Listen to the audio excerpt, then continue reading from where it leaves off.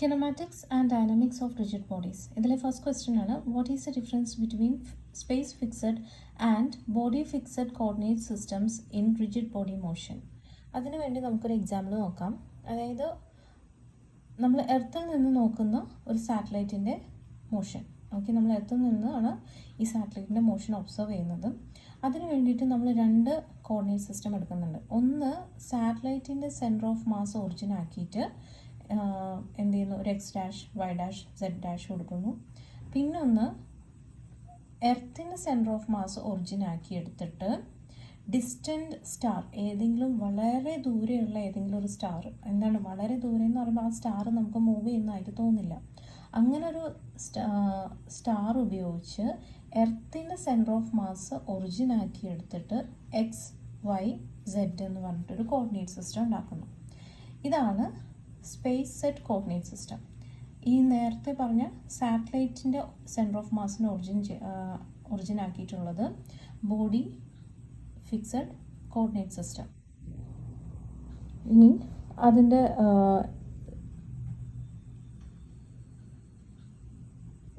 Okay, അപ്പോൾ നമ്മൾ എന്തിനാണ് ഈ സ്റ്റാർസിനെ, ഡിസ്റ്റൻറ്റ് സ്റ്റാറിനെ വെച്ചിട്ട് ഈ ആക്സിസ് ഫിക്സ് ചെയ്യുന്നതെന്ന് വെച്ച് കഴിഞ്ഞാൽ ഒരു ഇനേർഷ്യൽ ഫ്രെയിം ഓഫ് റെഫറൻസ് കിട്ടാനാണ്.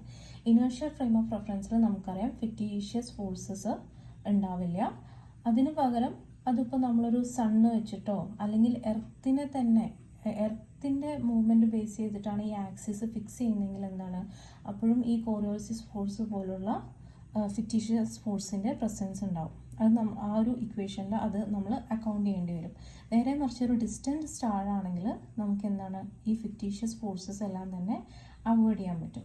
സോ സ്പേസ് സെറ്റ് സിസ്റ്റം എന്ന് പറയുമ്പോൾ അതിൻ്റെ ഒരു എക്സാമ്പിൾ, ഇത് തന്നെയല്ല പല എക്സാമ്പിൾസ് ഉണ്ട്. ഒരു എക്സാമ്പിൾ എന്ന് പറയുന്നത് എർത്തിൻ്റെ സെൻറ്റർ ഓഫ് മാസ് ഒറിജിൻ ആക്കിയിട്ട് ഡിസ്റ്റൻറ്റ് സ്റ്റാർസിനെ വെച്ച് ആക്സിസ് ഫിക്സ് ചെയ്താൽ കിട്ടുന്ന ഒരു കോർഡിനേറ്റ് സിസ്റ്റം, അതൊരു സ്പേസ് സെറ്റ് സിസ്റ്റമാണ്. അതേപോലെ എന്താണ്, സാറ്റലൈറ്റിൻ്റെ സെൻറ്റർ ഓഫ് മാസ് ഒറിജിൻ ആക്കി എടുത്തു കഴിഞ്ഞാൽ നമുക്ക് കിട്ടുന്നത് ബോഡി ഫിക്സഡ് സിസ്റ്റം ആയിരിക്കും. ഇതിൽ സാറ്റലൈറ്റിൻ്റെ പ്രിൻസിപ്പൽ ആക്സിസ് ഓഫ് ഇനേർഷ്യ ഉണ്ടല്ലോ, അതിനെ അലൈൻ ചെയ്തുകൊണ്ടായിരിക്കും ഈ X dash Y dash Z dash ഒക്കെ ഉണ്ടാവുക.